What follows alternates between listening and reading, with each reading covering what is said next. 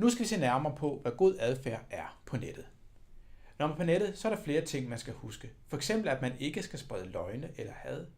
At man skal få tilladelse til at lægge billeder ud af andre. At man skal tænke sig om for hvert et bogstav eller billede på nettet, ja, det kan ligge der for evigt, også selvom du sletter det.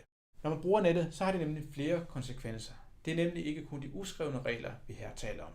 Der er nemlig en hel masse regler, forbud og love, som man kan blive straffet for at overtræde. Det gælder også på nettet. Her er nogle af de vigtigste love, når det handler om at bruge nettet og de sociale medier.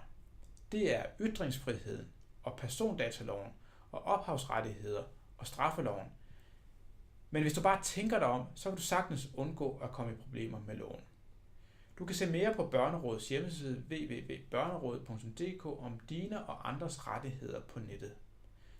Men nu skal vi i gang med at eksperimentere, og her skal du bruge en iPad. Og gå ind på Google og søg på, hvad den gode adfærd er på nettet. Find nogle vigtige keywords eller emneord, som beskriver den gode adfærd. Skriv ordene ned på hver sin seddel og aflever dem til en fra biblioteket oppe i centrum. I kan begynde at søge på ordene webetik, identitet, profil, image og sociale medier. Måske søge på nogle af ordene samtidig. Ud fra det så laver vi en fælles Wordle, så vi samler op på de mange ord, som vi skal arbejde med senere i dag. Nu kan vi gå i gang med eksperimentet.